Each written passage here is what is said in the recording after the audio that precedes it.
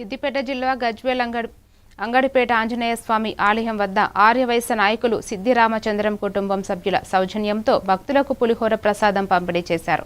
ఈ కార్యక్రమంలో పాల్గొన్న ఆలయ డైరెక్టర్ నంగునూరి సత్యనారాయణ, ఇతర ప్రముఖులు ప్రతి మంగళవారం దాతల సహకారంతో ఈ సేవా కార్యక్రమం కొనసాగుతుందని, అందరికీ ఆంజనేయ స్వామి ఆశీస్సులు కలగాలని ఆకాంక్షించారు.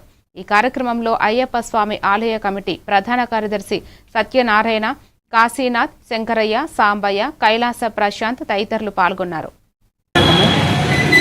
అందులో భాగంగా ఈరోజు నాకు లోకేట్ వెళ్ళడం నేను కూడా అందరిలాగే ఈ సేవా కార్యక్రమం పాల్గొనడం చాలా సంతోషంగా ఉంది.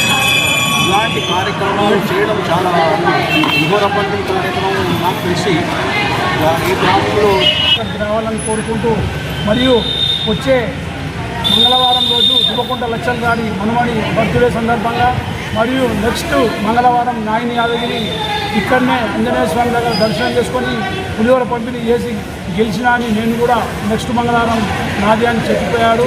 రేపు శనివారం దిమ్మన్గోడు శ్రీధర్ ఆయన చనిపోయింది చూడు, ఆయన జ్ఞాపకార్థం కూడా నాయని యాదగిరి ద్వారా అన్నదాన కార్యక్రమం అల్పార కార్యక్రమం ఉంది కనుక ఈ కార్యక్రమానికి ఇచ్చేసిన ప్రతి ఒక్కరు కూడా